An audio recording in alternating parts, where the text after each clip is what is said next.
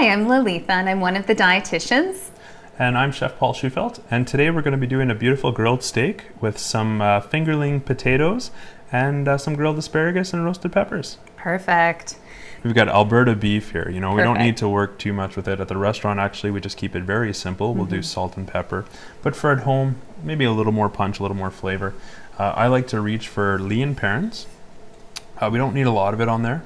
Just do a little bit on the top surface. So is this a soy sauce or what kind of sauce do we have going on here? Worcestershire. Oh, okay. It really accentuates the beef flavor, so I really like that.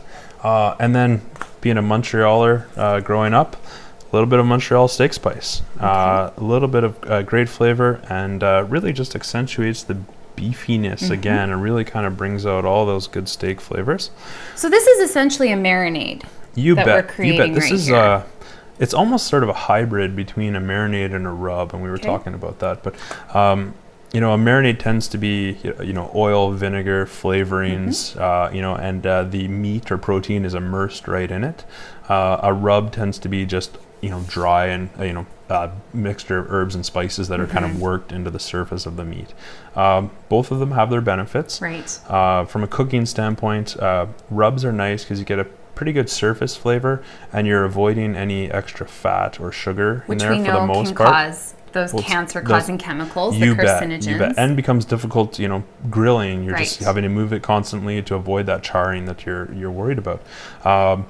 Marinades are nice because if you give it the time, 45 minutes to an hour or so, it can really kind of work the flavor right into the meat, right? Let So it there's sort of a balance of both there. So what I like about this, as I said, there's not a lot of extra lean parents on the plate. There's not a lot of extra rub on the plate. It's just sort of the best of both worlds. And this will take 15 to 20 minutes of marinating like so.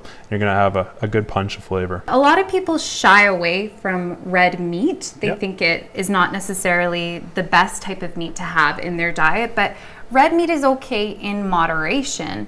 Even if you are having issues with cholesterol, you can still have a great leaner cut of meat every now and again. Maybe not necessarily every day, but this is going to be a great source of that iron. It's a great high quality protein as well. And it's super simple to prepare, as Paul is showing you today. Okay, so we've got our steak out of the way. We're going to work on our potatoes. So I've just got some beautiful fingerling potatoes that were picked up at the market. Just quickly, going to give them a chop, probably about half an inch across. So half-inch cross sections. Potatoes are a great source of potassium.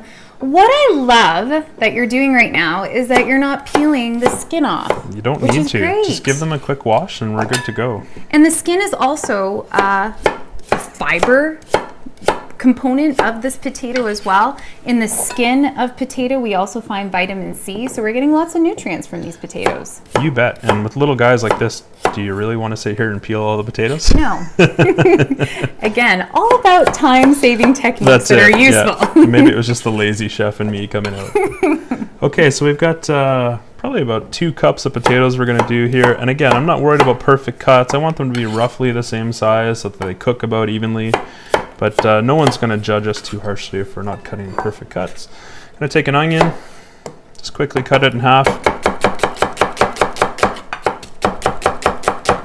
Just cross sections like so. Julienne is the term that we would call that. Take some fresh rosemary, just pull it off. I can already smell that. Like so. Oh, delicious. I love onions too. I think people underestimate the power of onion and garlic as well. You bet. Simplicity, right? Okay, some rosemary, just quick coarse chop. I don't mind some big pieces in there, like so. I'm gonna reach for a little bit of garlic, about a teaspoon's worth. Perfect. Okay, a little twist because we're using asparagus and it's summertime. We're gonna a little pop of freshness in there. So we're just gonna put a few pieces of lemon peel, probably about 4 or 5 strips that I've just taken off. I'm being careful not to get the white part. You can see I just got the nice yellow right inside there like so. So I've never actually seen that technique with not grating it, but peeling it. Usually I see the grating. Yeah, so then you get difference? those fine pieces. Here I want the kind of the big guys, and they're just going to impart some flavor, but if they char or burn a little bit on the grill, I can remove them afterwards when they've got the flavor. That's a fantastic idea. So we got a little bit of pepper, a little bit of salt, a little bit of extra virgin olive oil, like so. That looks about a tablespoon or so. About a tablespoon or so, yeah, you got it. I'm just gonna reach over here, sorry. Now we gotta make a little pan to cook these in. Okay.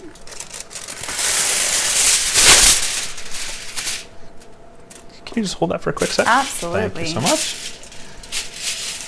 Like so. We're just gonna give this just a quick toss so all the flavors everywhere. Mixed up right into the bottom of my aluminum foil. Then I just want to get it fairly flat so it's going to cook fairly evenly. So that's a good tip. You don't want it bunched up together because that's going to... Right, you're going to have the outsides are going to be all charred and the inside's still going to be raw. Spread them out on the foil. Okay. And I just usually want to make sure I want this fairly closed. I'm going to use a balance of the steam that's coming out of the potatoes. And then the direct heat from the grill that's going to give them a little bit of roast on there.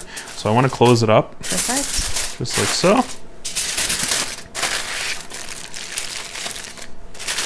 So this is probably going to keep all that moisture inside of there too. Yeah, all the good flavors in there. It's going to be a good balance of roasted and, as I said, a little bit of steam coming off just to help to soften the potatoes in the get-go. So we're going to get that on the grill, 15 or 20 minutes or so. One last thing to do is get our asparagus ready. Pretty straightforward. I've got about a pound of asparagus here. I like to sort of take one asparagus, figure out where they break naturally. Okay, that tells me this part is too woody to enjoy. So then I can pretty much take the rest and go right about there. I'm going to discard this. If you're a fan of making soups or stocks at home, you could definitely make a soup out of that. It's just I think that's a great idea. I've never even thought of using this. A little bit chewy, but if you make a soup and then strain it, you're still getting all the good asparagus flavor, but you're not having to eat the woodiness of the asparagus. So we've got our asparagus ready, we've got our potatoes ready, we've got some beautiful baby peppers here that we're going to cook off as well. Time to go to the grill. We'll talk a little bit as the steak continues to cook here, but again, fire control, flipping when necessary, and then thinking of this in the same mindset as an oven.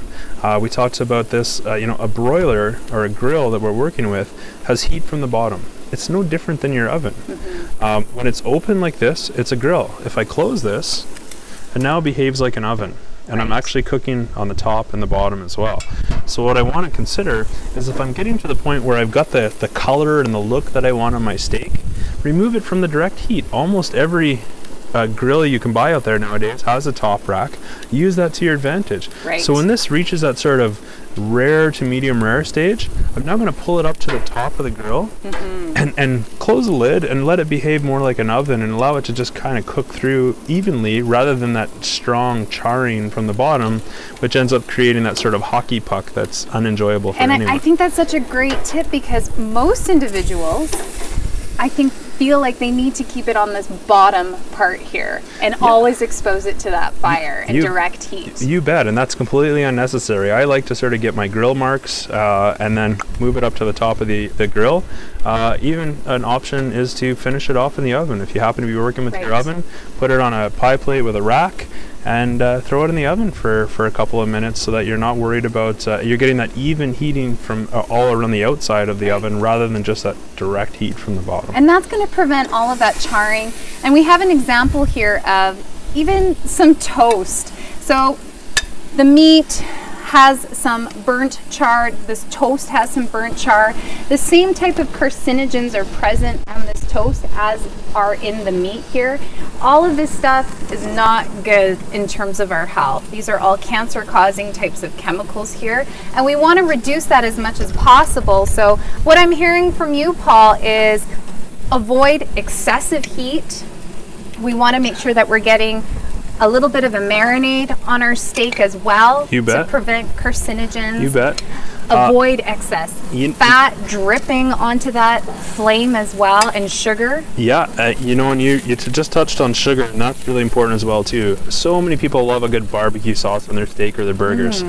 nothing wrong with that, but do it towards the end of the cooking stage. Okay. If you marinate in a barbecue sauce and then you throw it on there, all that sugar is just going to caramelize, and you're going to have, that blackened hockey puck we keep talking about very early on in the cooking stage, because that sugar just wants to go from, raw to golden brown to burnt. And sugar burns easily. And sugar is great when it's caramelized.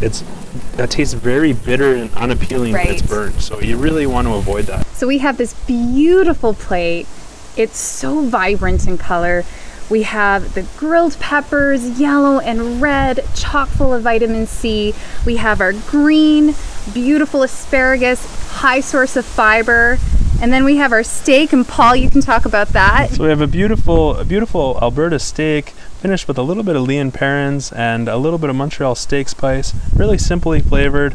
This feels like a great, well put together dish. Feels like summer on a plate. It is. And this was all grilled on the barbecue, and I think we grilled it to perfection.